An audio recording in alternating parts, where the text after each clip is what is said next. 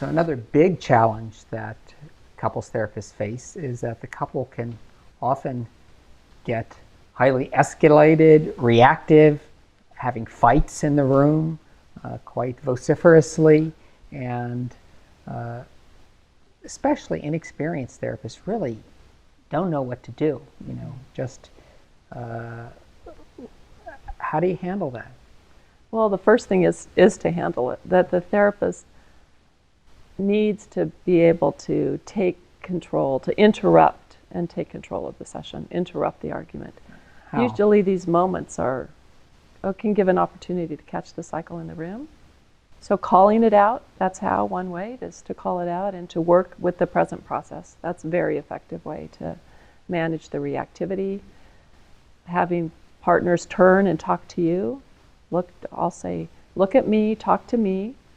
Any way to interrupt what's automatically going on as they get more and more escalated between each other can be very, very helpful.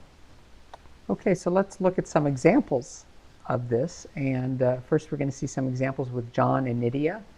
And this is a couple that is highly reactive, particularly in the earlier sessions. And you'll see Scott using a combination of techniques, interrupting and reflecting the process, for example. Yeah, and he's also careful not to break alliance. He uses a lot of warmth. Sue often says empathy calms aggression, and you notice that here. He tried to explain, but I was because I was trying to get everything in the car. I had like 3 bundles because we were going to run errands. So then I was holding everything. You had a little bottle of water. I went back into the house and got water because the bird was we left for the weekend, and so the neighbor said that the bird was very thirsty on the weekend. I don't know nothing about birds actually, but I thought it was a good idea to go get water, good water, and she said to put a little dish of water because they like to bathe.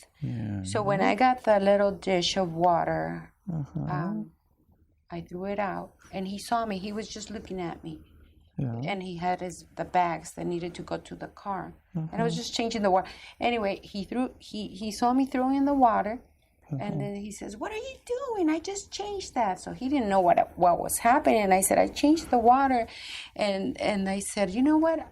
You're assuming that I'm throwing away the food, and you're just looking at something to get upset, and you caught me," and then I just blew off.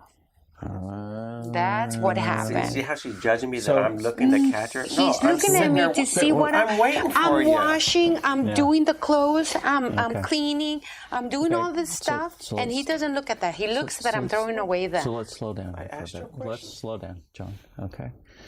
Yeah, so...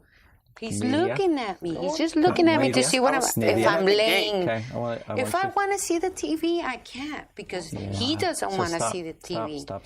So it's got to be when he wants things. Stop. Hold on, you guys. This is what you do, huh? Yeah, this Like is what we this. do. Talk over each other. Yeah, well, it's kind of like, my sense is that you guys just go until you leave, all right? But what ends up happening, but I want to slow it down for just a little bit, because this can be understood. Can?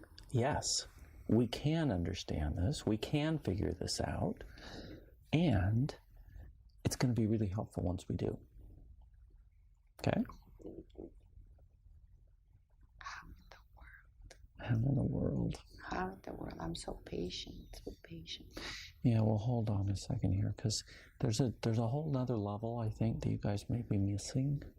In fact, I think you are missing. Okay. And part of that level has to do with the fact that both of you are scared to death. In many ways. That one. Here we go. All right, here we go again. I know.